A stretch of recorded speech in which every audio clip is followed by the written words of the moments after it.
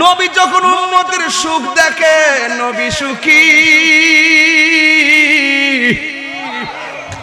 নবী যখন উম্মতের কষ্ট দেখে নবী কষ্ট পাই, নবী যখন দেখে উম্মত নাফরমানি করে নবী বড় কষ্ট পায়। ও যুবকের দল শুনিনা যান, আমার নবী নতুন গোরস্থানের মধ্যে গেল, যাওয়ার পরে আমার নবী তাকায়া দেখতেছে সবগুলা কবরে মুর্দারের নিচে জান্নাতের বিছানা বিছায়া রাখছি, আর সবগুলা মানুষ একবারে সুন্দর করে ঘুমায়া রইছে। যখন সব ঘুমায়া রইছে নবী আমার মুস্কি হাসতেছেন, হঠাৎ করে আমার নবী একটা কবর দেখলেন। এই কবরটা দেখা আমার নবী চোখের পানি ফেলে কান্না শুরু করলেন। সাহাবায়ে কেরাম নবীর অস্থির দেখলে মনে কষ্ট পাইতো, সাহাবায়ে কেরাম নবী কাঁদলে সাহাবায়ে কেরাম ব্যথা পাইতো। কেন নবী কান্দে? সাহাবীরা তো এমন সাহাবী নবীর ডাক দিয়ে কি নবী গো এতক্ষণ আপনি হেসেছেন, এখন কেন আপনি কান্না করতেছেন? আমার নবী আপনার নবী বলে, আমি যাহা জানি তোমরা তা জানো না গো, আমি যাহা দেখি তোমরা তা দেখো না। তাড়াতাড়ি যাও বাজারে, মারহাবা কোন না কেন, তাড়াতাড়ি যাও বাজারে, বাজারে যাইয়া সুন্দর করে একটা এলান করে দাও, এই গোরস্থানে যত মানুষের আপনজন দাফন করা হয়েছে ওই মানুষগুলো জীবিত মানুষগুলা প্রত্যেকের কবরে পারে দাঁড়াইবার জন্য আমি নবী এলান করলাম। বাজারের মধ্যে যায় এলান করে দিল একটি বিশেষ বিজ্ঞপ্তি, এই গোরস্থানে যাদের আত্মীয় স্বজন শোয়াইছেন তারা সবাই যার যার কবরের পারে দাঁড়াইবেন। এবার আপনজনরা ওই মৃত ব্যক্তির কবরের পারে যাইয়া দাঁড়াইছে, আর আমার নবীর সাহাবীরা ওই কবরটার দিকে তাকায়া রইছে। যেই কবরের পারে যাইয়া নবী চোখের পানি ফালাইয়া কাঁদছে, আল্লাহু আকবার কোন না কেন। ওই বন্ধুরে রাত্রি 11টা হইলে বুঝতেন আমি কোন জায়গায় টাচ দিয়েছি, চোখের পানি ফালাইয়া কাঁদতেন। দিনের বেলা মনোযোগী করা বড় কঠিন হয়ে যাবে, এরপর আপনারা নীরব হয়ে বসে গেছেন। বন্ধুরা রে আমার, ও সতরা শরীফের বাবারা, ও তন্তর ভাটা মাতার বন্ধু গো, ও রানীখার নূরপুর রুটির বাবারা, যত জায়গা থেকে আপনারা এসেছেন, আমার নবী আপনার নবী তাকায়া রইছি। যেই কবরের পারে আমার নবী যাইয়া কাঁদছে, ওই কবরের পারে কে আসে? সাহাবায়ে কেরাম অপেক্ষা করতেছে।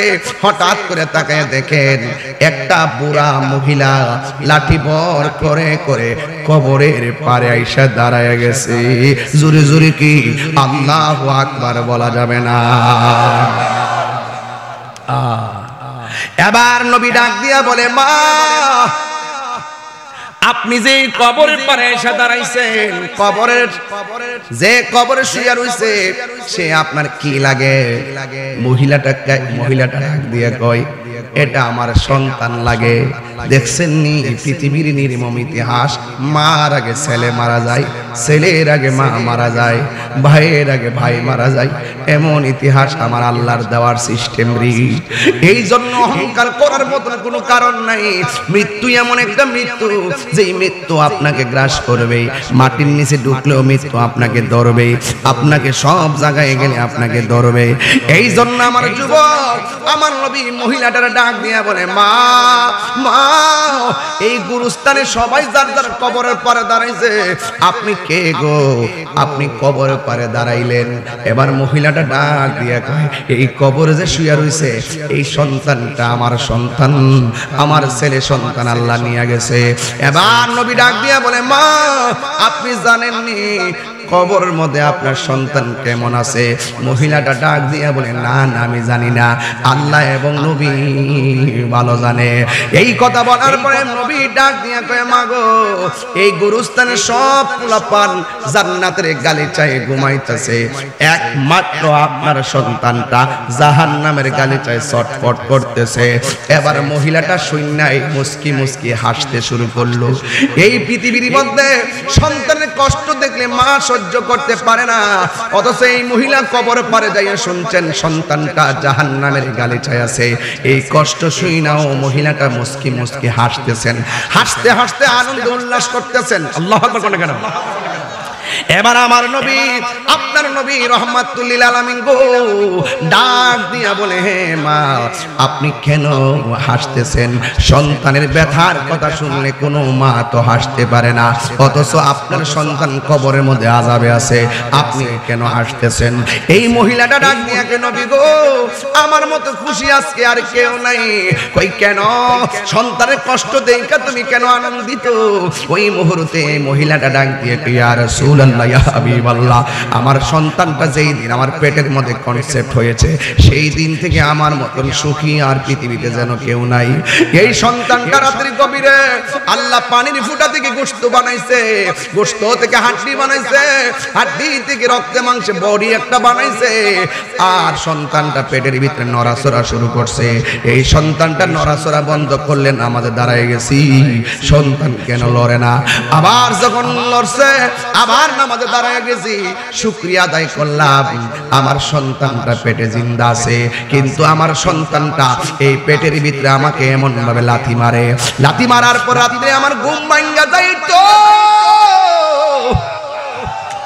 এমন ভাবে আমার প্রতিটা দিন লাগতাইতো, আমার চোখের পানি পালাইয়া পালাইয়া সারাটা রাত আমি কাটাইছি।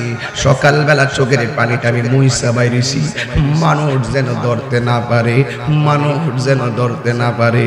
এই জন্য হাসি মুখে মানুষের সামনে আমি দাঁড়াইছি।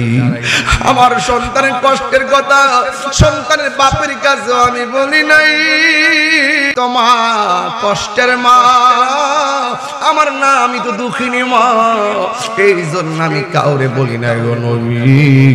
আমার সন্তান যেদিন ভূমিষ্ঠ হয়েছে, ওই দিন মানুষে বলছে আমার সন্তান নাকি ভূমিষ্ঠ হইয়া কান্দে, আমি নাকি মৃত্যুর মতন বেহুশ হইয়া গেছি।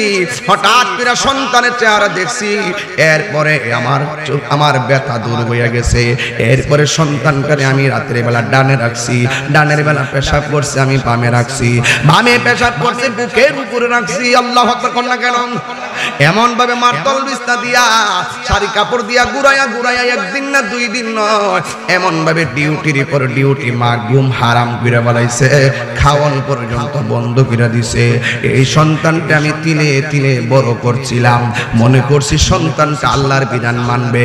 আল্লাহ যে বলছে, ইম্মা ইয়াবলুগান্না ইনদাকাল কিবারা আহাদুহুমা উফি ওয়ালা তানহারুহুমা ওয়া কুল লাহুমা কাওলান কারীমা। আমার সন্তান, আমি বুড়া হইয়া গেলে আমার সন্তান আমারে দেখবো, এই জন্য আমি সন্তানটারে তিলে তিলে মানুষ করছি। আজকে সন্তানটা ছোট, খাইতে পারে না, আমি খাওয়াইছি। আজকে সন্তানটা বেকার, রক্ত বেচা লেখাপড়া করাইছি। আজকে সন্তানটা চাকরি হইছে, আমি বেকার হইয়া গেছি। আজকে সন্তানটার চাকরি হইছে, আমি বুড়া হইয়া অসল হইয়া গেছি। একটা মাত্র দিনের অপেক্ষায় সন্তানটারে তিলে তিলে মানুষ বানাইছি। একদিন আমারে দেখারে কেউ থাকবে না, আমি বুড়া হইয়া গেলে আমার সন্তান আমারে দেখে দেখে রাখবো রে। কিন্তু আমার সন্তান যেই মাত্র প্রতিষ্ঠা হইয়া গেছে,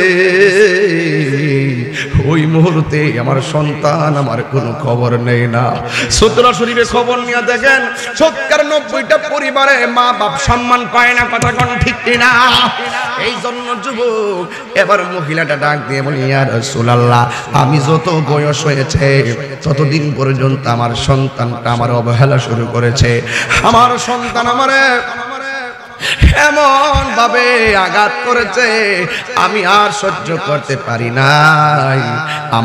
আমার প্রতি সন্তানের অত্যাচার স্টিম রোলার যখন দেয়ালে পিঠ ঠেকে গেছে, আমি আর সহ্য করতে পারি না। আমি আমার আল্লাহরে বলছি, আল্লাহ, যেই সন্তান আমার শেষ বেলা কান্দাইছে, এই সন্তানকে তুমি কষ্ট দিও। আমার যুবক ভাইরা, আল্লাহ রাব্বুল আলামিন বলেন, قوا أنفسكم وأهليكم نارا। আল্লাহ রাব্বুল আলামিন বলেন, তোমরা জাহান্নামের আগুন থেকে বাঁচো, এরপরে তোমার হালকে, তোমার জাতিকে, তোমার বংশকে, তোমার প্রতিবেশীকে, তোমার কাছের মানুষগুলোকে জাহান্নামের আগুন থেকে পরিত্রাণের রাস্তা দেখিয়ে দাও, জাহান্নাম থেকে বাঁচার রাস্তা দেখিয়ে দাও, জান্নাতের রাস্তার সন্ধান দিয়ে দাও। এই জন্য যুবক ভাইয়েরা আমার, আমার সমাজের ভিতরে কবরস্থান আছে, জানাজার মাঠ আছে। আল্লাহর হাবিব বলেন একটা মানুষ যখন মারা যায়, জানাজার ময়দানের মধ্যে নেওয়ার পর একটা মানুষ যদি দাঁড়ায়া বলে লোকটা কেমন ছিল, জানাজার মানুষগুলো সবাই বলে লোকটা ভালো ছিল, আছে না নাই? দ্বিতীয়বার আবার জিজ্ঞাসা করে লোকটা কেমন ছিল, সবাই বলে লোকটা ভালো ছিল। তৃতীয়বার বলে লোকটা কেমন ছিল, তারা বলে লোকটা ভালো ছিল। বুখারী শরীফের মধ্যে এসেছে ওই জানাজার ময়দানে মানুষ যখন বলে কেমন ছিল, সবাই বলে ভালো ছিল, তখন আমার আল্লাহ রাব্বুল আলামিন ফেরেশতাদেরকে ডাক দিয়ে বলে, এ ফেরেশতারা তাকায়া দেখ, সমাজের সব মানুষ তারে ভালো বলতেছে, কত মায়া করে ভালো বলতেছে, এর চাইতে বড় মায়া করে আমি আল্লাহ বান্দা বানাইছি। ফেরেশতারা সাক্ষী থাক, সমাজের সবাই যখন জানাজার ময়দানে তারে ভালো বলে, তার নামটাকে ভালোর খাতায় তুলে দাও। তাইলে বোঝা গেল সমাজের সাক্ষী, সমাজের ভালোবাসার দাম আছে না নাই? আরো জোরে বলো, আছে না নাই? যেই ব্যক্তির সমাজের পশুপতি মানুষদের প্রতি দয়া করে না, আমার আল্লাহ তারে দয়া করে না। এই জন্য যুবক, সমাজের মানুষের প্রতি ভালোবাসার ব্যবহার করা লাগবে। সমাজের মধ্যে দুই শ্রেণীর মানুষ বসবাস করে। কয় শ্রেণী? দুই শ্রেণীর মানুষ বসবাস করে। এক শ্রেণীর মানুষ হলো যারা সিনিয়র, দ্বিতীয় শ্রেণীর মানুষ হলো যারা জুনিয়র, যারা বড় যারা ছোট। এই দুইটা জিনিসের মানুষ সমাজে বসবাস করে। Man can not live alone, মানুষ কোনোদিন একা থাকতে পারে না, এই জন্য তার সঙ্গের প্রয়োজন হয়। আর সঙ্গটা বাছাই করা লাগবে বড় চমৎকার ভাবে। সৎ সঙ্গে স্বর্গবাস, অসৎ সঙ্গে সর্বনাশ। সমাজের যুবকরা যদি ভালো হতে হয়, তাইলে বন্ধু বাছাই বড় সতর্ক হওয়া লাগবে। বন্ধু যদি বাছাই করতে না পারেন, এক বন্ধু আপনাকে খেলার মাঠ থেকে মসজিদে নিয়ে যাবে, আবার আরেক বন্ধু আপনাকে মসজিদ থেকে অনেক সময় আপনাকে গাঞ্জার আসরে নিয়ে যাবে। এমন বন্ধু আছে না নাই? এই জন্য আমার যুবক ভাইয়েরা, আমার পরিষ্কার কথা হলো, লোহার টুকরা দিলে পানির মধ্যে ফেললে ডুবে যায়, কিন্তু লোহার বিশাল বড় একটা জাহাজ পানির মধ্যে ভেসে থাকে। কারণ কি? কারণ হলো তাকে অনেকগুলো লোহার সঙ্গ দিয়েছে, অনেকগুলো লোহা তাকে সাপোর্ট দিয়েছে। এই জন্য নদীর মধ্যে জাহাজটা ভেসে থাকে। আপনার জীবনটাও একটা অথই সাগরে হাবুডুবু খাইতেছে। আপনার এই দুনিয়ায় আপনি চলতেছেন, আপনার সাগরগুলো দুইটা সাগরের মধ্যে আপনি চলতেছেন। একটা হলো কাম সাগর, আর একটা হলো প্রেম সাগর। জোরে কোন? এই জন্য কাম সাগরে ডুব দিলে ধ্বংস হয়ে যাবেন, আর প্রেম সাগরে ডুব দিবেন, তাইলে আপনার জীবনটা দুনিয়া তো আলোকিত হবে, কবরে আলোকিত হয়ে যাবে, হাসরের ময়দানে আলোকিত হয়ে যাবে। এই জন্য আমার নবী, আপনার নবী বলেছেন, তোমরা প্রতিবেশীর সঙ্গে ভালো ব্যবহার করো। প্রতিবেশীর মধ্যে দুই শ্রেণীর মানুষ বাস করে, একটা হলো সিনিয়র আর একটা হলো জুনিয়র। সিনিয়রের মতন করে জুনিয়রদেরকে মায়া দিতে হবে, আর জুনিয়র গুলো ছোট যারা রয়েছেন তারা অন্তর থেকে বড়কে সম্মান করতে হবে। আল্লাহর হাবিব বলেন, মান লাম ইয়ারহাম সগীরানা ওয়া লাম ইউআক্কির কাবীরানা ফালাইসা মিন্না। মান লাম ইয়ারহাম সগীরানা ওয়া লাম ইউআক্কির কাবীরানা ফালাইসা মিন্না। আমার নবী, আপনার নবী বলেন, যেই ব্যক্তি বড়কে সম্মান করে না, ছোটকে স্নেহ করে না, সেই ব্যক্তি কোনোদিন আমি নবীর দলের অন্তর্ভুক্ত হতে পারে না, সে কোনোদিন আমার উম্মত হতে পারে না। হাসতে হাসতে আমরা বড়দের সঙ্গে বেয়াদবি করি, আছে না নাই বলেন? হাসতে হাসতে বড়দের সঙ্গে বেয়াদবি করি। আবার বড়রা ছোটদেরকে উপহাস করে, না না, মাররা আলা গিলমানিন ফাসাল্লামা আলাইহিম। আল্লাহর হাবিব একদিন ছোট ছেলেদের দিক দিয়ে যাচ্ছেন, ছোট্ট ছেলেদেরকে দেখে আমার নবী সালাম দিয়েছেন। সাহাবায়ে কেরাম জিজ্ঞেস করি, ইয়া রাসূলুল্লাহ, নবী গো, কেন আপনি ছোটদেরকেও সালাম দিলেন? আমার নবী, আপনার নবী তো গায়েবের খবর দেন ওয়ালা। আমার নবী, আপনার নবীর আদর্শ ছোটদেরকে সালাম দিলেন। একদিন যখন আমার নবী আবার ছোটদের দিক দিয়ে যাচ্ছিলেন, ছোট ছেলেগুলা বলে, বাবুরা, ভাইয়েরা, গতকাল যেই নবী রাহমাতুল লিল আলামিন হয়েও আমাদেরকে সালাম দিয়েছেন, আজকে সেই নবীর আগেই আমরা সালাম দিয়ে দিব। তার মানে বোঝা গেল ছোটদেরকে সালাম দিলে লজ্জার কোনো কিছু নাই। আমার দেশে তো মনে হয় যে বড়রা মনে করে, বড় বড় নেতারা মনে করে আমারই তো সালাম দিব, বড় বড় হুজুররা মনে করে আমারই তো সালাম দিব। আর হুজুররা স্টেজের মধ্যে আইসা পাবলিক সালাম দেওয়ার আগে মাইক দিয়া পাবলিকরে সালাম দিয়া দেয়নি। এই জন্য বড়রা যদি ছোটকে সালাম দিয়ে কি হয় জানেন? এই ছেলেটা যতদিন বাচ্চা থাকবো আপনারে দেখলে আর সালাম দিতে দিবে না। এই ছেলেটা আপনি সালাম দেওয়ার আগে আপনারে সালাম দিয়ে দিবে। তাইলে ছোটদের জন্য বড়রা হলো শিক্ষক, উস্তাদ আগে শিখাইতে হয়। এর যুবক অনুরোধ করে বলে দিয়া যায়, সমাজের প্রতিবেশীর মধ্যে যদি সহানুভূতি তৈরি করতে হয়, এই ব্যাপারে আমার নবী, আপনার নবী বলেছেন, সাহাবায়ে কেরাম, আমি কি তোমাদেরকে এমন একটা পদ্ধতি শিখাইয়া দিব না, যেই পদ্ধতি তোমরা ধারণ করলে একজন আরেকজনের প্রতি ভালোবাসা তৈরি হবে? সুবহানাল্লাহ বলতেন না? বিষয় দিছে না এখন স্টেজের ভিতরে, দেখছেন কি সুন্দর বাজ করতেছে। ওই যে কইছিলাম যে এই রিখেত তুইতে আইছি, বক্স থেকে সরস্তা, ঠিক আছে, জালাই তাংরা কইলে মারহাবা কর, মারহাবা। এই যে এইভাবে কথা বলি না, এটা ভালোবাসা, এর ভিতরে একটা ভালোবাসা। আপনি যত ভালোবাসবেন আপনি তত ভালোবাসা পাবেন। আপনি যত অহংকার করবেন তত ফায়ের নিচে যাইবেন। লা তামশি ফিল আরদি মারাহা, তোমরা জমিনে অহংকার করে চলো না, ঠিক কি না বলেন? ইন্নাল্লাহা লা ইউহিব্বুল মুতাকাব্বিরিন, আল্লাহ পাক অহংকারকারীকে পছন্দ করে না। হাত তুলে বলেন, ঠিক কি না বলেন? নারে তাকবীর, আল্লাহু আকবার, নারে রিসালাত, নারে গাউসিয়া, 17 দরবার শরীফ, পীর মুফতি গিয়াসউদ্দিন তাহরীর সাহেব জিন্দাবাদ। অহংকার কিসের মূল? কথা বল, অহংকার কিসের মূল? এটা কি মোল্লার কথা না আল্লাহর কথা? আর জোরে বলেন, কার কথা?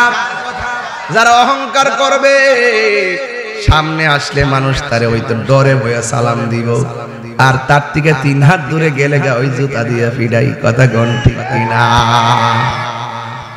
মানুষ আপনাকে সামনে নিন্দা করুক, পিছনে যদি আপনার প্রশংসা করে, মনে করবেন আপনার অবস্থানটা ঠিক আছে।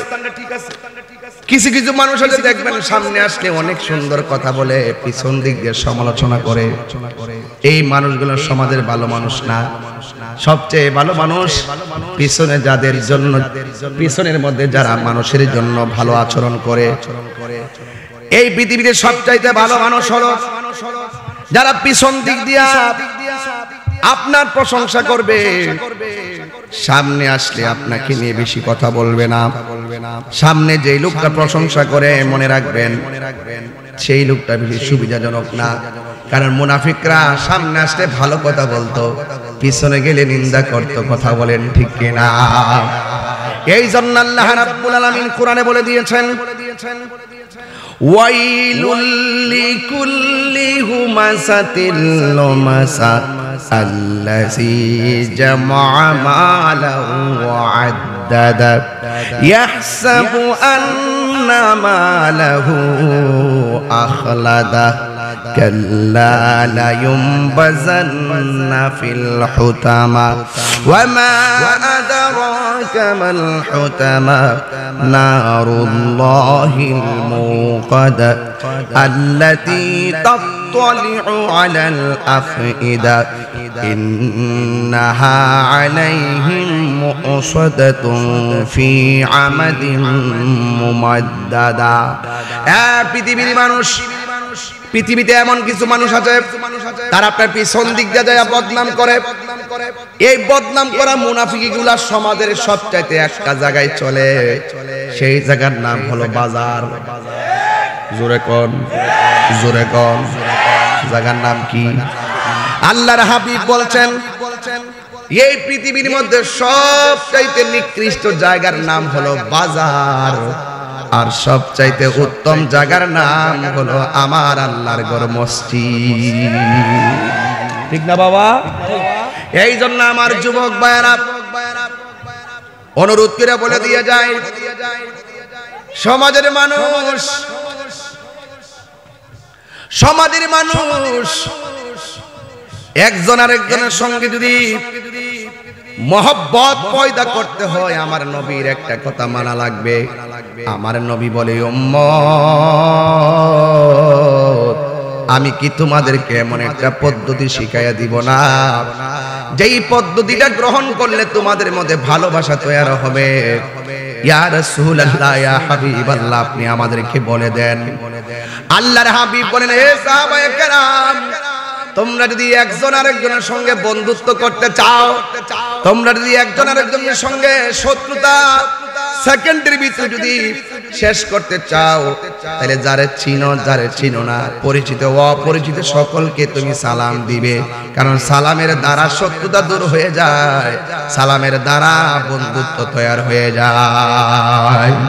তাইলে সমাজের ভিতরে বেশি বেশি সালামের প্রচলন করতে হবে। আসসালামু আলাইকুম চাচা, আসসালামু আলাইকুম ভাই, আসসালামু আলাইকুম দাদা, আসসালামু আলাইকুম বন্ধু। এই সালামের মাধ্যমে শত্রুতা হয় না, ভালোবাসা তৈরি হয়। শুধু এখানে সীমাবদ্ধ রাখবেন না, ঠাস করে ধরবেন, ধরে হাতটা মিলাইবেন, বলেন মারহাবা। একটা হলো সালাম আর একটা হলো মুসাফা। আল্লাহর হাবিব বলেন, যখন একজন আর একজনের সঙ্গে মুসাফা করে, মুসাফা করার সময় যখন হাতটা মিলাই, হাতটা মিলানোর সময় যখন মুসাফা কইরা হাতটা পৃথক করে ফেলে, দুইটা হাতের মাঝখান দিয়া দুইজনের সগীরা গুনাহগুলো আমার আল্লাহ মাটির মধ্যে জড়াইয়া দেয়। তাহলে এই মুসাফার দরকার আছে না নাই? মুআনাকার দরকার আছে না নাই? সালাম দিলে শত্রুতা দূর হয়ে যায়। এই জন্য প্রতিবেশীর মধ্যে সর্বপ্রথম ওয়াজ হলো, আপনারা একজন আরেকজনকে দেখলে সালাম দিবেন, মুসাফা করবেন, মুআনাকা করবেন। আর একটা কথা মনে রাখবেন, সমাজের ভিতরে দুই প্রকার মানুষ আছে। এক প্রকার মানুষ আবার ধনী, আর এক প্রকার মানুষ হলো তিন প্রকার মানুষ। এক প্রকার ধনী, আরেক প্রকার গরিব, আরেক প্রকার মধ্যবিত্ত। এই মানুষগুলো সমাজে বাস করে। যারা ধনী আছে এদের উপরে আমার আল্লাহ রাব্বুল আলামিন নামাজ যেমন ফরজ করেছেন, যাকাতটাও ফরজ করেছেন। নামাজ যেমন ফরজ, আমার যুবক ভাইয়েরা, আমার নবী, আপনার নবী রাহমাতুল লিল আলামিন আল্লাহ রাব্বুল আলামিন মানুষের উপরে নামাজ যেমন ফরজ করেছেন, পর্দাও ফরজ করেছেন, আবার যাকাতও ফরজ করেছেন। সমাজের প্রতিবেশীর মানুষ গরিবের প্রতি দয়া করে না, জীবের প্রতি যে দয়া করে না, আমার আল্লাহ তারে দয়া করে না। জীবের যে উপকার করে না, আল্লাহর পক্ষ থেকে সেও কোনো কল্যাণ পাবে না। এই জন্য সমাজের মধ্যে আর একটা কাজ হলো, যাদের উপরে যাকাত ফরজ হয়েছে সুন্দর করে যাকাত গুলো দিয়ে দিবেন। কারণ যাকাত দেওয়া ফরজ। যাকাত দিলে আপনার সম্পদটা পবিত্র হয়ে যাবে। যাকাত দিলে আমার আল্লাহ সম্পদের মধ্যে বরকত দিয়ে দিবে। আমার সমাজের মানুষ মনে করে যাকাত দিলে বুঝি গরিবের প্রতি করুণা করা হয়। না না, করুণা নয়, এটা গরিবের অধিকার। আপনি যাকাত দিলে আপনি বাঁচবেন, আপনার সম্পদ পবিত্র হবে। আর আপনি যদি যাকাত না দেন, খোদার দরবারে গজব আছে না নাই? হাসরের ময়দান যেদিন কায়েম হবে, অনেকগুলো সাপ দুরানি দিবে। একটা নয়, দুইটা নয়, কোটি কোটি সাপ দৌড়ানি দিবে। আল্লাহু আকবার, কোন না কেন? কোটি কোটি সাপ দৌড়ানি দিবে, এবার মানুষ সাপের ডরে দৌড় দিবে। সূরা শরীফের ঘরের ভিতরে একটা সাপ দেখলে রাতের বেলা ঘরে ঘুমায় না। সাপ অনেক ভয়ঙ্কর জিনিস। হাসরের ময়দানে যখন সাপগুলা দৌড়ানি দিবে, কোটি কোটি সাপ, এরপরে মানুষ দৌড়তে থাকবে। দুনিয়ার মধ্যে পলায়া কিছুদিন থাকা যায়, কিন্তু ওই হাসরের ময়দানে পালাইবার কোনো জায়গা নাই।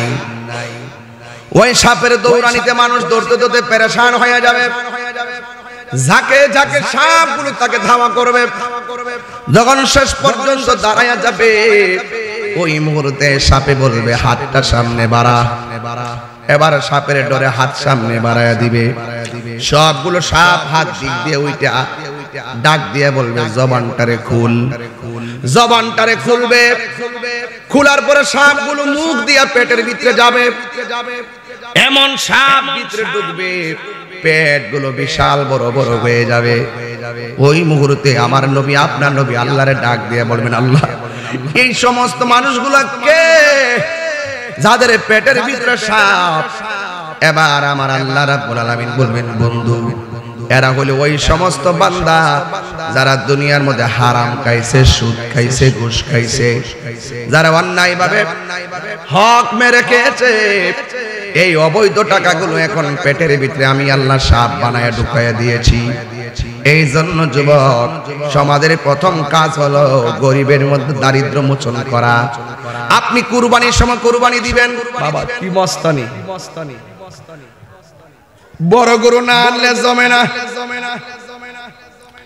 ফ্রিজের মধ্যে না হান্দাইলে জমে না। বড় গরু জবাই কইরা রানটা খুললা নিয়া ঘরের মধ্যে খাওয়ান বসায় দিলেন, অথচ আপনি দক্ষিণ বিডার মধ্যে খাওয়ানটা বসায় দিছেন, আর দক্ষিণা বাতাস উত্তরের গরিবের নাকের মধ্যে গোশতের গ্রানটা লাগাইয়া দিছে। আর গরিবের সন্তানরা বলতেছে, আম্মা আমরার ঘরে কি গোশত রান্না হবে না? প্রতিবেশীর মতো প্রতিবেশী যদি হতে চান, যাকাতের টাকা সুষম বন্টন নীতির আলোকে গরিবের ঘরে পৌঁছাই দিতে হবে। আর আপনি যদি প্রতিবেশীর সঙ্গে ভালো ব্যবহার না করেন, তাইলে আল্লাহর দরবারে জবাব দেওয়া লাগবে। আপনাকে প্রথম উচিত হবে কোরবানির গোশত নিজে খাওয়া। আল্লাহ রাব্বুল আলামিন যে বিধান দিয়েছেন, গরিবের ঘরের মধ্যে গোশতটা পৌঁছাইয়া দেওয়া।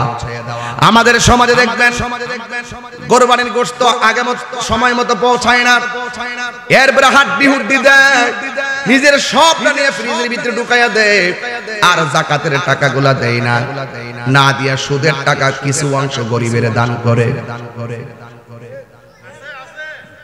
সুদখোর নাই রে, হ্যাঁ রে সুদখোর। সুদখোরের দুই গালে জুতা মারো তালে তালে। ওরে সুদ খাওয়া যে হারাম হইল, সুদ খাওয়া যে হারাম হইল, আল্লাহ তাআলা বলে মারো জুতার বাড়ি তালে তালে। সুদ খাওয়া কি হালাল না হারাম? এটা কি মোল্লার ফতোয়া না আল্লাহর ফতোয়া? লাগাও ফতোয়া তাহিরি বিরুদ্ধে। হ্যাঁ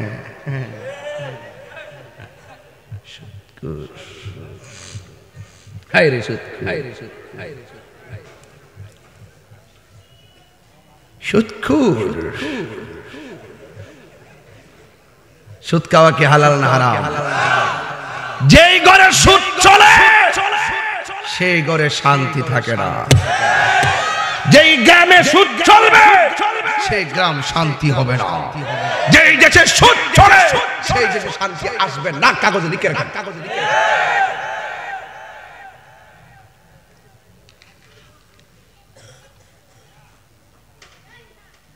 কি ডর রে, সুদ করে কইলে ডরা? আমি তো সুদ করে আজকে 18 বছর ধরে বাপ দাইতেছি। এটা কি নতুন নতুন ট্যাগ লাগাইবা? ট্যাগ লাগায় না, ট্যাগ লাগায় না। ট্যাগের রাজনীতি তাহিরি করে না, তাহিরি কোন দলের দালালি করে না, তাহিরি মদিনাওয়ালার প্রেমের দালালি করে। হাত তুলে বলো ঠিক ঠিক না বলো। ট্যাগ লাগাইবা? তাইরি যেই নেতা আমার নবীরে ভালোবাসে সেই নেতার আমি ভালোবাসি, যে আমার নবীরে ভালোবাসতো না তারা আমি ভালোবাসি না। এটা কি আমার অপরাধ? হাত নামা রাখছেন, বুঝালাইছি কিছু ঢুকছে। এদি হাসুদা করেন না কেন? আল্লাহু আকবার বলেন না কেন? তাকবীর দিব। আমি দিকে বিহুব সিলেতাছি, সবাইকে বিহুব রে।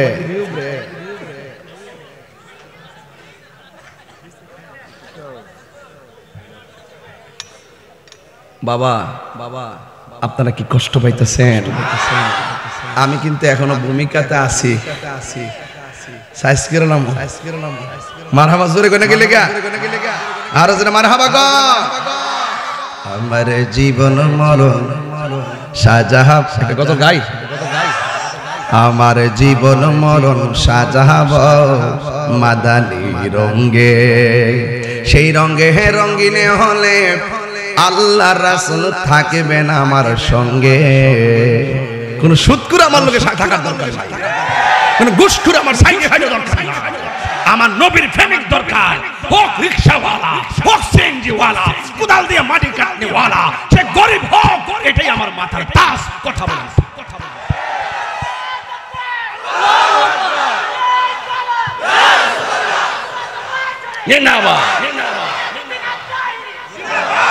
মারহাবা জোরে বলে। আমার জীবন মরণ সাজাব মাদানী রঙে, সেই রঙে হে রঙিনী হলে আল্লাহর রাসূল থাকবেন আমার সঙ্গে। আসিনি রে বাজার। ওই বাবা রে বাবা, মদিনার রং কারে কয় এটাই তো বুঝেন নাই। হাইরে সুন্নত তরিকা দিয়া নিজেরে সাজাও, হৃদয়টারে মদিনা ওয়ালার প্রেম বাগান বানাও, ঠিক কিনা? সমাজের ভিতরে সমাজ ঠিক, গ্রাম ঠিক, কথাগণ ঠিক কিনা? তাইলে এখন থেকে ওয়াদা করেন, নামাজের দরকার আছে না নাই? আরো জোরে। একজন আরেকজনের সাথে দেখা হইলে মাথার নোয়াই যাবেন না, ঠিক কিনা? জীবনে বহুত সালাম আপনারা দিছি, এখন আপনারা একটু হুজুরের সালাম দেন। এটার নামই ভালোবাসা, এটাই প্রেম, আর এটাই শান্তি আনতে পারে। রাসূল বলছেন তোমরা একজন আরেকজনের সঙ্গে বেশি বেশি সালামের প্রচলন করো। আমরা তো মনে করি ইমাম সাহেব তো আমরা সালাম দিব, বলে কাজ করেন না। যে আগে সালাম দিতে পারবে না হ্যাঁ জিতে গেছে, মারহাবা জোরে কোন গেলে গা। যে আগে সালাম দিতে পারছে সে জিতে গেছে, মারহাবা বলেন। এই জন্য প্রতিবেশী কথা ঠিক আছে নি সবগুলা ইয়ে শেষ করলাম, একটা শেষ হইছে। ওয়াজের বিষয় দিলে ওয়াজের বিষয় অনুযায়ী ওয়াজ না করলে কয় হুজুরে দিলাম একটা করছে আরেকটা, যেটাই ওয়াজ করি আর না করি সুদ করে সার নাই। কথা কোন ঠিক কিনা? কি হবে বেঁচে থেকে? বাবা একটা মশলা দে। কি হবে আজকে মাইকটা বলা করছে, কি হবে বেঁচে থেকে? অযথা বিদ্যা শিখে যদি না গড়তে পারি শুধু মুক্ত সমাজটাকে, ঠিক কিনা? কি হবে আলেম হয়ে ইমাম সেজে সমাজেতে যদি না হক কথা উচ্চ সুরে না বলিতে? কি হবে আলেম হয়ে ইমাম হয়ে সমাজেতে যদি না হক কথা উচ্চ সুরে না বলিতে? চাকরি বই করো যদি ছেড়ে দাওই না গদি, কি হবে ধোঁকা দিয়ে আল্লাহকে? কি হবে ধোঁকা দিয়ে আল্লাহকে? আমরা দেশের কিছু মৌলবী আছে ক্ষমতা পাইলে হক কথা বললা যায়, হক কথা কয় না। কি কথা কয় না? আমি কিন্তু আবার সারি না বাজান, কারণ আমার চেয়ারের দরকার নাই, প্রতি রাত্রি চেয়ার ভাই, ঠিক কিনা বলেন? আমার সিনানের দরকার নাই, সবাই আমার সিনে। চিনি রে দেশে, চিনি বাইরে, চিনি চিনে, সুদকুটিও চিনে, ঘুষকুটিও চিনে। হ্যাঁ সাবধান, সাবধান, মরণ লাগবো, মরণ লাগবো। কি করণ লাগবো? আমার মরণের কতদিন বাকি আমি জানিলাম না রে আল্লাহ, মরণের কত দিন বাকি। কষ্ট হইতেছে বাজার? আমার মরণের কত দিন বাকি আমি জানিলাম না গো আল্লাহ, মরণের কত দিন বাকি। 40 দিনের আগে ভাইরে মৌতের নিশানি, 40 দিনের আগে ভাইরে মৌতের নিশানি। কথা কোন ঠিক কিনা? জন্দুতে বা ইন্দানি বো চোখে দিয়া আন্দি আমি জানিলাম না গো আল্লাহ, মরণের কত দিন বাকি। আমার মরণের কত দিন বাকি আমি জানিলাম না গো আল্লাহ, মরণের কত দিন বাকি। আর হায়াত হইল হাতে ভাইরে মত হইল পায়ে, হায়াত হইল হাতে ভাইরে মত হইল পায়ে। যেই জায়গা যার মরণ হবে সেই জায়গা সে মরে আমি জানিলাম না গো আল্লাহ, মরণের কত দিন বাকি। আমার মরণের আমি জানিলাম না গো আল্লাহ, মরণের কত দিন বাকি। আমার মরণের আমি জানিলাম না গো আল্লাহ, মরণের কত দিন বাকি। জোরে জোরে কি আল্লাহু আকবার বলা যাবে না? আরে গলা আছে দিকে গলাবাজি করি, শক্তি আছে দিকে শক্তি দেখায়। এমন কত কণ্ঠওয়ালা বক্তা মাটির নিচে ঘুমায়া রইছে, এমন কত টাকাওয়ালা মাটির মধ্যে পইরা রইছে। এতক্ষণ যে কথা বলছি একটাও নিজের স্বার্থে বলি নাই। আপনি যদি সারা জীবন হারাম খান আমি আপনারে ফিরাইতাম পারতাম না। আপনি যদি সারা জীবন সুদ খান আমি আপনাকে ফিরাইতে পারতাম না। আপনার স্বাধীনতা আছে, কিন্তু একটা কথা মনে রাখতে হবে, দুনিয়া ছেড়ে চলে যাওয়া লাগবে। কোথায় মরবেন আমিও জানি না, আপনারাও কেউ জানেন না। গায়ের রংটা পরিবর্তন হয়ে গেছে, গায়ের রংটা পরিবর্তন হয়ে গেছে। একটা দিন আমরা টের পাইলাম না রে বাবা। এই জন্য গজলের মধ্যে এই কথাটাও আছে, বাজান কইয়া দিয়া যায়।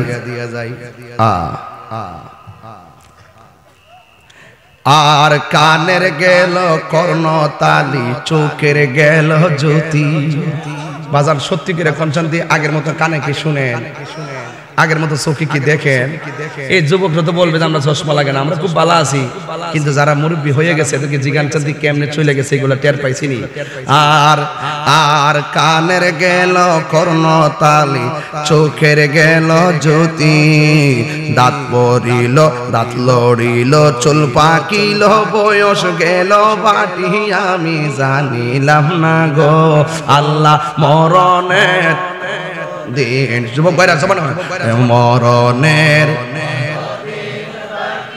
আমি জানি গো আল্লাহ, মরণের কত দিন বাকি।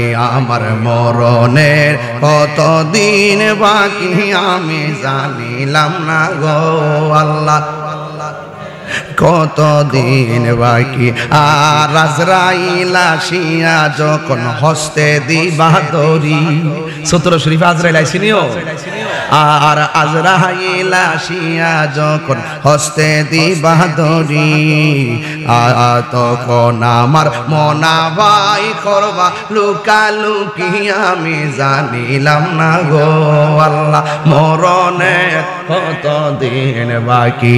আমার মরণের কত দিন বাকি আমি জানিলাম না রে আল্লাহ, মরণের কত দিন বাকি। 30 পারা কুরআন শরীফ জানিও নিশ্চয়, 30 পারা কুরআন শরীফ জানিও নিশ্চয়।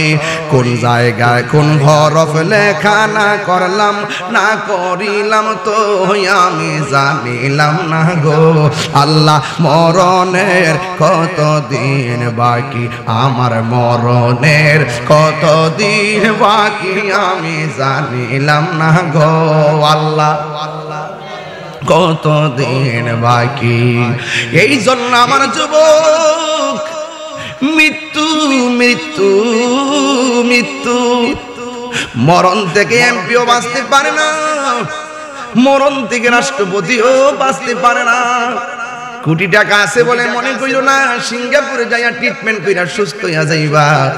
না না না না, সব রোগের ওষুধ আছে, মরণ নামক ব্যাধির ওষুধ নাই। কথা বলেন ঠিক কিনা?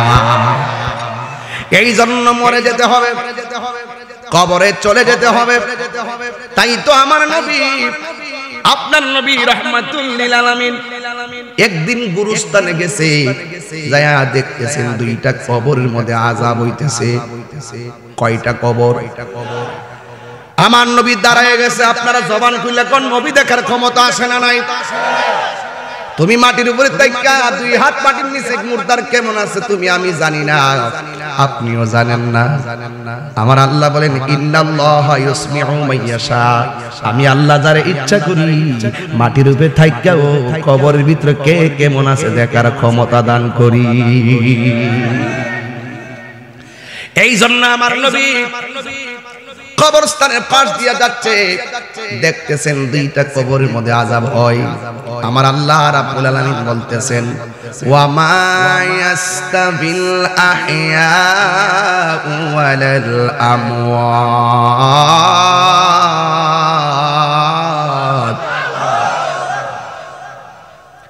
ওয়া মা ইয়াস্তাবিল আহইয়াউ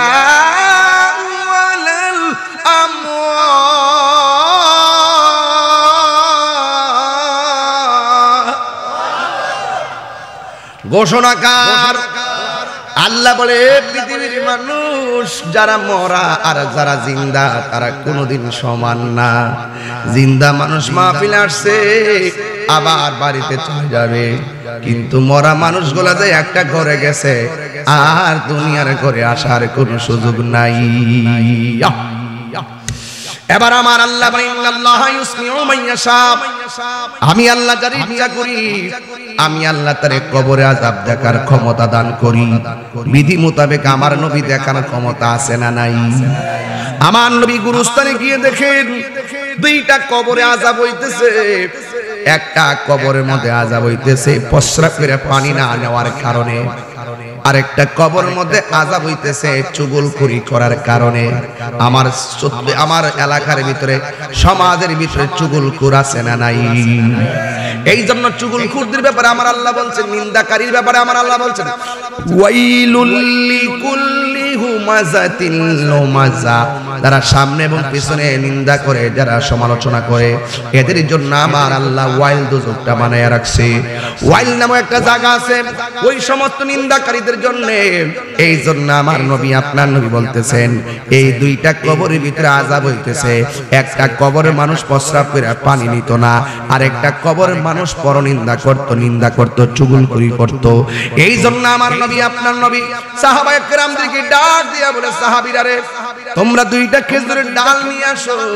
খেজুরের ডাল দুইটা নিয়ে আসছেন, আমার নবী আপনার নবী কবরের মধ্যে গেড়ে দিয়েছেন। দুইটা কবরের মধ্যে গেড়ে দিয়া আমার নবী বলতেছেন হ্যাঁ সাহাবায়ে কেরাম, যতদিন পর্যন্ত এই ডালগুলো কবরের মধ্যে থাকবে, এই গাছের ডালগুলো আমার আল্লাহর জিকির করবে। যতদিন এই ডালগুলো কাঁচা থাকবে, এই কাঁচা ডালগুলো আল্লাহর জিকির করবে। আল্লাহর জিকিরের উসিলায় আমার আল্লাহ তার কবরের আযাবটাকে হালকা করে দিবে। বাংলাদেশের কিছু মৌলবী আছে, এরা এখানে বুঝাইতে চায় নবী তো জীবনে একবার খেজুরের ডাল লাগাইছে, বারে বারে কেন লাগানোর দরকার? এটা তো সুন্নাহ নয়। আর বাবা নবী যে এই কাজটা একদিন করছে আর এই কাজটা করতে নিষেধ করে নাই, তার মানে এটা আজীবন পর্যন্ত জায়েজ। কথা বলেন ঠিক কিনা? এরা বল নামের আগে আবার লেখে মুফাসসির, নামের আগে মুফাসসির লেখে, আবার গুগলে সার্চ দিয়া নায়িকা ওসিনে। কথা কোন ঠিক না বেটি? পুরা বিনোদন, মুফাসসির লেখে আবার কয় এমুক নাই কেমুক নাই, চরম মিথ্যাবাদী। কথা বলেন ঠিক না বেটি? আবার ধরলে কয় কি জানেন? ধরলে কয় আমি অসুস্থ, অসুস্থ কথা কোনটা কইব না আয়ুক দে আস্তে আস্তে এমনি বইব এমনি মানুষ আইতাছে ওই দিন না জোনে আইতাছে মানুষ লইয়া বাবা বাবা আপনারা বসুন যাক যে যে শান্তি পায় আর কি আমাদের জায়গা তো আছে মানুষ আসতেছে যে যেভাবে শান্তি পায় বাবা শান্তির বাজার আগুন লাগাই না কেউ যদি হারুয়া শান্তি পায় বোয়া না ধরার আছে কথা কোন ঠিক না বেটি পরে জায়গা কইতাম না আমাদের আমার কোন গান টান গাইছে আমি ডর করে বাজা নিতে এটা এখন বাদলাইছি এখন পুরা কোরআন সুন্নাহ তাফসীর করি এখন মাশাআল্লাহ হ্যাঁ ওই আগে এটা নাই এরপরে মাঝে মাঝে এই গাইলে আবার হ্যাঁ একটা জ্বলে তো লেগে জ্বলাই দিই আর কি আল্লাহ হযরত বলছেন যে আমাদের কাজ হলো নবীর শান গাওয়া আর তোদের কাজ হলো শান শুনে জ্বলতে থাকা জান্নাত তোমারা কাম হয় তোমরা জ্বলতে থাকবে আর আমরা গাইতে থাকবো আমরা খাবো বিরিয়ানি তোমাদের হবে চুলকানি কথা বলেন ঠিক কি না এজন্য বিরিয়ানি খাওয়া কি গুনাহ হবে পরের জায়গা পরের জমিন আমি তো সেই ঘরের মালিক নয় পরের জায়গা পরের জমিন মিরয় আমি তো সেই ঘরের মালিক নয় শুয়ে শুয়ে শুনলেন আমি কিতা কইছি মিটারটা যে কিনা লাগাইছেন আপনার নামে আপনি মইরা দেখেন এক সপ্তাহ পরে আপনার ফুতাইতে নামটা ফালদাই ফুতাইতে নামটা লাগাইব আর অফিস করবো যে মৃত্যু ব্যক্তির নামে কি মিটার এটা ফালদাও যে জিন্দা আছে নাম লাগাও সাথে সাথে শেষ মালিকানা পরে জায়গা পরে জমিন ঘর বানায় আমি রই আমি তো সেই ঘরের মালিক নয় সেই ঘর খানাজার জমিদারি আমি পাই না তাহার হুকুম জারি সেই ঘর খানাজার আমি পাই না তাহার হুকুম জারি আমি ইনা জমিদার রে দেখা আমি পাই না জমিদার রে দেখা মনের জ্বালা কারে কই এই সাইডের আওয়াজটা ভালো আছে আর এই সাইডটা ঘুমিয়ে গেছে আরে পরের জায়গা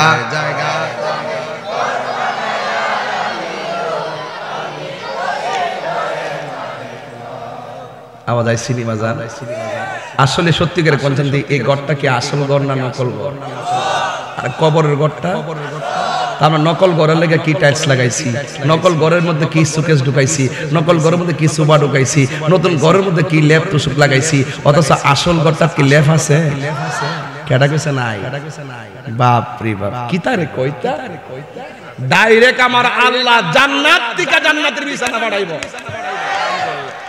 গাঞ্জা খাইলে বিছনা পাওয়া যাইব সুদ খাইলে পাওয়া যাইব রাস্তা কয়টা জোরে রাস্তা কয়টা আমি কইয়া গেছি সমাজে দুই শ্রেণীর লোক বাস করে একটা সিনিয়র একটা জুনিয়র সিনিয়রের কাজ হলো জুনিয়রকে স্নেহ করা আর স্নেহ ছোটদের কাজ হলো বড়দেরকে সম্মান করা এই দুইটা জিনিস যখন থাকবে সমাজ আর ঝগড়া হইতো না সমাজে মারামারি হইতো না আজকে তুচ্ছ ঘটনাকে কেন্দ্র করে এক ভাই আরেক ভাইয়ের মাইরে ফেলাইতেছে কথা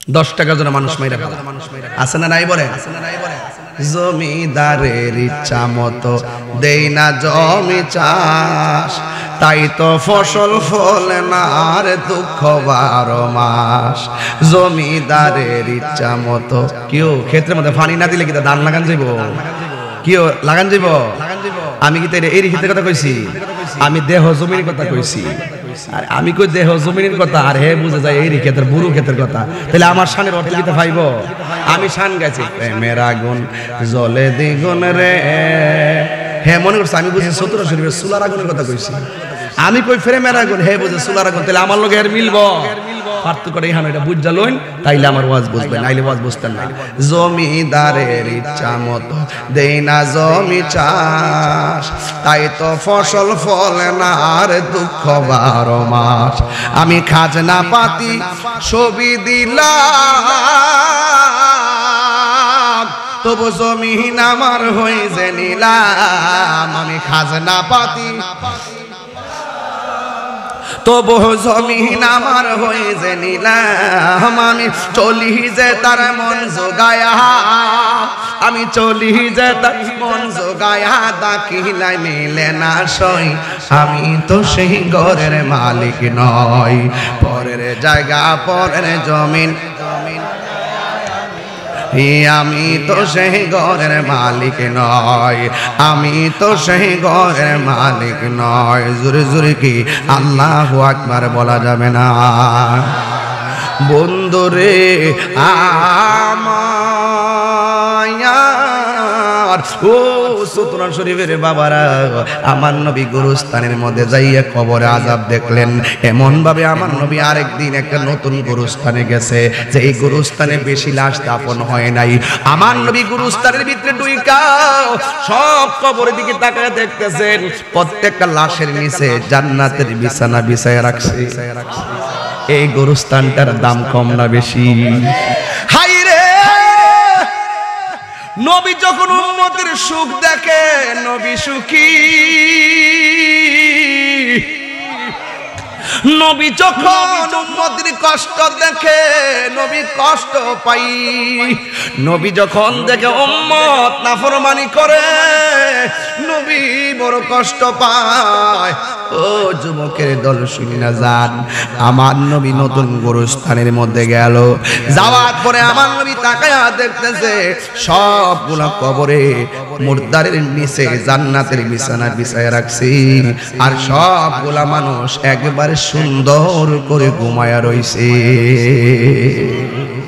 যখন সব ঘুমায়া রইছে নবী আমার মুস্কি হাসতেছেন হঠাৎ করে আমার নবী একটা কবর দেখলেন এই কবরটা দেখা আমার নবী চোখের পানি ফেলে কান্না শুরু করলেন সাহাবায়ে কেরাম নবীর অস্থির দেখলে মনে কষ্ট পাইতো সাহাবায়ে কেরাম নবী কাঁদলে সাহাবায়ে কেরাম ব্যথা পাইতো কেন নবী কান্দে সাহাবীরা তো এমন সাহাবী নবীরে ডাক দিয়ে নবী গো এতক্ষণ আপনি হেসেছেন এখন কেন আপনি কান্না করতেছেন আমার নবী আপনার নবী বলে আমি যাহা জানি তোমরা তা জানো না গো আমি যাহা দেখি তোমরা তা দেখো না তাড়াতাড়ি যাও বাজারে মারহাবা কোন না কেন তাড়াতাড়ি যাও বাজারে বাজারে যাইয়া সুন্দর করে একটা এলান করে দাও এই গুরুস্থানে যত মানুষের আপনজন দাফন করা হয়েছে ওই মানুষগুলো জীবিত মানুষগুলা প্রত্যেকের কবরে পারে দাঁড়াইবার জন্য আমি নবী এলান করলাম বাজারের মধ্যে যায় এলান করে দিল একটি বিশেষ বিজ্ঞপ্তি এই গুরুস্থানে যাদের আত্মীয় স্বজন শোয়াইছেন তারা সবাই যার যার কবরের পারে দাঁড়াইবেন এবার আপনজনরা ওই মৃত ব্যক্তির কবরের পারে যাইয়া দাঁড়াইছে আর আমার নবীর সাহাবীরা ওই কবরটার দিকে তাকায়া রইছে যেই কবরের পারে যাইয়া নবী চোখের পানি ফালাইয়া কাঁদছে আল্লাহু আকবার কোন না কেন ওই বন্ধুরে রাত্রি 11টা হইলে বুঝতেন আমি কোন জায়গায় টাচ দিয়েছি চোখের পানি ফালাইয়া কাঁদতেন দিনের বেলা মনোযোগী করা বড় কঠিন হয়ে যাবে এরপর আপনারা নীরব হয়ে বসে গেছেন বন্ধুরা রে আমার ও সতরা শরীফের বাবারা ও তন্তর ভাটা মাতার বন্ধু গো ও রানীখার নূরপুর রুটির বাবারা যত জায়গা থেকে আপনারা এসেছেন আমার নবী আপনার নবী তাকায়া রইছি যেই কবর পারে আমার নবী যাইয়া কাঁদছে ওই কবরের পারে কে আসে সাহাবায়ে কেরাম অপেক্ষা করতেছে হঠাৎ করে তাকায়া দেখেন একটা বুড়া মহিলা লাঠি ভর করে করে কবরের পারে আইসা দাঁড়ায়া গেছে জোরে জোরে কি আল্লাহু আকবার বলা যাবে না এবার নবী ডাক দিয়া বলে মা আপনি যে কবরের পারে এসে দাঁড়াইছেন যে কবরে শুয়ে রইছে সে আপনার কি লাগে মহিলাটা ডাক দিয়ে কয় এটা আমার সন্তান লাগে দেখছেন নি পৃথিবীর নির্মম ইতিহাস মার আগে ছেলে মারা যায় ছেলের আগে মা মারা যায় ভাইয়ের আগে ভাই মারা যায় এমন ইতিহাস আমার আল্লাহর দেওয়ার সিস্টেম রি এই জন্য অহংকার করার মতন কোনো কারণ নাই মৃত্যু এমন একটা মৃত্যু যেই মৃত্যু আপনাকে গ্রাস করবে মাটির নিচে ঢুকলেও মৃত্যু আপনাকে ধরবে আপনাকে সব জায়গায় গেলে আপনাকে ধরবে এই জন্য আমার যুবক আমার নবী মহিলাটার ডাক দিয়া বলে মা মা এই গুরুস্থানে সবাই যার যার কবরের পারে দাঁড়াইছে, আপনি কে গো? আপনি কবরের পারে দাঁড়াইলেন। এবার মহিলাটা ডাক দিয়া কয়, এই কবরে যে শুয়ে রইছে এই সন্তানটা আমার সন্তান, আমার ছেলে সন্তান আল্লাহ নিয়ে গেছে। এবার নবী ডাক দিয়া বলে, মা আপনি জানেননি কবরের মধ্যে আপনার সন্তান কেমন আছে? মহিলাটা ডাক দিয়া বলে, না না আমি জানি না, আল্লাহ এবং নবী ভালো জানে। এই কথা বলার পরে নবী ডাক দিয়া কয়, মা গো এই গুরুস্থানে সব পোলাপান জান্নাতের গালিচায় ঘুমাইতেছে, একমাত্র আপনার সন্তানটা জাহান্নামের গালিচায় ছটফট করতেছে। এবার মহিলাটা শূন্যাই মুস্কি মুস্কি হাসতে শুরু করলো। এই পৃথিবীর মধ্যে সন্তানের কষ্ট দেখলে মা সহ্য করতে পারে না, অথচ এই মহিলা কবর পারে যাইয়া শুনছেন সন্তানটা জাহান্নামের গালিচায় আছে। এই কষ্ট শুইনাও মহিলাটা মুস্কি মুস্কি হাসতেছেন, হাসতে হাসতে আনন্দ উল্লাস করতেছেন। আল্লাহু আকবার কেন? এবার আমার নবী, আপনার নবী রহমাতুল লিল আলামিন গো ডাক দিয়া বলে, হে মা আপনি কেন হাসতেছেন? সন্তানের ব্যথার কথা শুনলে কোনো মা তো হাসতে পারে না, অথচ আপনার সন্তান কবরের মধ্যে আযাবে আছে, আপনি কেন হাসতেছেন? এই মহিলাটা ডাক দিয়া কে, নবী গো আমার মতো খুশি আজকে আর কেউ নাই। কই কেন? সন্তানের কষ্ট দেখা তুমি কেন আনন্দিত? ওই মুহূর্তে মহিলাটা ডাক দিয়ে কে, ইয়া রাসূলুল্লাহ ইয়া হাবিবাল্লাহ, আমার সন্তানটা যেই দিন আমার পেটের মধ্যে কনসেপ্ট হয়েছে সেই দিন থেকে আমার মতন সুখী আর পৃথিবীতে যেন কেউ নাই। এই সন্তানটা রাত্রি গভীরে আল্লাহ পানির ফুটা থেকে গোশত বানাইছে, গোশত থেকে হাড্ডি বানাইছে, হাড্ডি থেকে রক্তে মাংসে বডি একটা বানাইছে, আর সন্তানটা পেটের ভিতরে নড়াচড়া শুরু করছে। এই সন্তানটা নড়াচড়া বন্ধ করলেন আমাদের দাঁড়ায় গেছি, সন্তান কেন লড়ে না? আবার যখন লড়ছে আবার নামাজে দাঁড়ায় গেছি, শুকরিয়া আদায় করলাম আমার সন্তানটা পেটে জিন্দা আছে, কিন্তু আমার সন্তানটা এই পেটের ভিতরে আমাকে এমন ভাবে লাথি মারে, লাথি মারার পর রাতে আমার ঘুম ভাঙা যাইতো, এমন ভাবে আমার প্রতিটা দিন লাইতাইতো, আমার চোখের পানি পালাইয়া পালাইয়া সারাটা রাত আমি কাটাইছি। সকালবেলা চোখের পানিটা আমি মুইসা বাইরেছি, মানুষ যেন ধরতে না পারে, মানুষ যেন ধরতে না পারে। এই জন্য হাসি মুখে মানুষের সামনে আমি দাঁড়াইছি। আমার সন্তানের কষ্টের কথা সন্তানের বাপের কাছে আমি বলি নাই, তোমার কষ্টের মা আমার না, আমি তো দুঃখিনী মা, এই জন্য আমি কাউরে বলি না গো নবী। আমার সন্তান যেদিন ভূমিষ্ঠ হয়েছে ওই দিন মানুষে বলছে আমার সন্তান নাকি ভূমিষ্ঠ হইয়া কান্দে, আমি নাকি মৃত্যুর মতন বেহুশ হইয়া গেছি। হঠাৎ করে সন্তানের চেহারা দেখছি, এরপরে আমার ব্যথা দূর হইয়া গেছে। এরপরে সন্তানকে আমি রাত্রে বেলা ডানে রাখছি, ডানের বেলা পেশাব করছে আমি বামে রাখছি, বামে পেশাব করছে বুকের উপরে রাখছি। আল্লাহু আকবার কোন না কেন? এমন ভাবে মারতল বিছনা দিয়া শাড়ি কাপড় দিয়া ঘুরাইয়া ঘুরাইয়া একদিন না দুই দিন নয়, এমন ভাবে ডিউটির পর ডিউটি মা ঘুম হারাম করে বলাইছে, খাওয়ান পর্যন্ত বন্ধ করে দিছে। এই সন্তানটা আমি তিলে তিলে বড় করছিলাম, মনে করছি সন্তানটা আল্লাহর বিধান মানবে। আল্লাহ যে বলছে ইম্মাইয়া বুলুগান্না ইনদাকাল কিবারা আহাদুহুমা উফি ওয়ালা তানহারুহুমা ওয়া কুল্লাহুমা কওলান কারীমা। আমার সন্তান আমি বুড়া হইয়া গেলাম, আমার সন্তান আমারে দেখবো, এই জন্য আমি সন্তানটারে তিলে তিলে মানুষ করছি। আজকে সন্তানটা ছোট, খাইতে পারে না, আমি খাওয়াইছি। আজকে সন্তানটা বেকার, রক্ত বেচে লেখাপড়া করাইছি। আজকে সন্তানটা চাকরি হইছে, আমি বেকার হইয়া গেছি। আজকে সন্তানটার চাকরি হইছে, আমি বুড়া হইয়া অসল হইয়া গেছি। একটা মাত্র দিনের অপেক্ষায় সন্তানটারে তিলে তিলে মানুষ বানাইছি। একদিন আমারে দেখার কেউ থাকবে না, আমি বুড়া হইয়া গেলে আমার সন্তান আমারে দেখে দেখে রাখবো রে। কিন্তু আমার সন্তান যেই মাত্র প্রতিষ্ঠা হইয়া গেছে ওই মুহূর্তে আমার সন্তান আমার কোনো খবর নেই না। সূত্র শরীফে খবর নিয়ে দেখেন ৯০টা পরিবারে মা বাপ সম্মান পায় না, কথা কোন ঠিক কিনা? এই জন্য যুবক এবার মহিলাটা ডাক দিয়ে বলি, ইয়া রাসূলুল্লাহ আমি যত বয়স হয়েছে ততদিন পর্যন্ত আমার সন্তানটা আমার অবহেলা শুরু করেছে। আমার সন্তান আমারে এমন ভাবে আঘাত করেছে আমি আর সহ্য করতে পারি নাই। আমার প্রতি সন্তানের অত্যাচার স্টিম রোলার যখন দেয়ালে পিঠ ঠেকে গেছে আমি আর সহ্য করতে পারি না। আমি আমার আল্লাহরে বলছি, আল্লাহ যেই সন্তান আমার শেষ বেলা কান্দাইছে এই সন্তানকে তুমি কষ্ট দিও। আল্লাহ যে আমার ডাকটা শুননা কবরে কষ্ট দিতেছে, আল্লাহ যে আমি পাগল নেই ডাকটা শুনছে, এই জন্য আজকে আমি আনন্দিত। চিৎকার মেরে কি আল্লাহু আকবার বলা যাবে না? এই দিকটা মা সন্তানের প্রতি ভালোবাসা। আর কবরের পরে আছে আমার নবী, উম্মতের প্রতি নবীর ভালোবাসা বুঝাইয়া দিয়া যায়। এবার আমার নবী আল্লাহর ডাক দিয়ে কি, আল্লাহ এই সন্তানের দেওয়া কষ্টে মার দোয়া তুমি কবুল কইরা তারে কষ্ট দিতেছো, কিন্তু মা তো কষ্টের কথা শুনে হাসতেছে, কিন্তু মহিলাটা তো মা তো কবর আযাবটা দেখে না। ও আল্লাহ আমি তোমার কাছে ফরিয়াদ করি কবরের উপর সানিটার আলোক কইরা দাও, যেন মহিলাটা তার সন্তানের কষ্টটা ডাইরেক্ট দেখতে পারে। আপনারা জবান খুলে বলেন, নবী যদি বলে আল্লাহ দেয় কি দেয় না? আর জোরে কোনা দেয় কি দেয় না? এবার আমার নবী, আপনার নবী রাহমাতুল লিল আলামিন যখন বলছেন, আমার নবী হলো মুস্তাজিবুদ দাওয়া, যা চাইবেন তাই দিবেন, জোরে কোনা সুবহানাল্লাহ।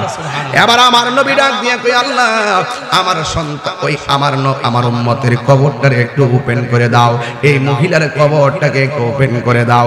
ইন দি মিন টাইমে কবরটারে ওপেন করে দিল। যেই মাত্র মহিলা দেখতেছে কবরের ভিতরে এমন ভাবে আযাব চলতেছে, তখন মহিলাটা কি করছে জানেন নি রে বাবা? তখন সন্তানের কষ্ট দেখে মহিলাটা আর থাকতে পারে নাই। মা ওই হাজার কষ্ট দিল, বাবার সামনে দাঁড়িয়ে সুন্দর করে একটা ডাক দিলে সেকেন্ডের মাধ্যমে সব জিনিস ভুলে যায়, তিনি হলো মা, তিনি হলো বাবা।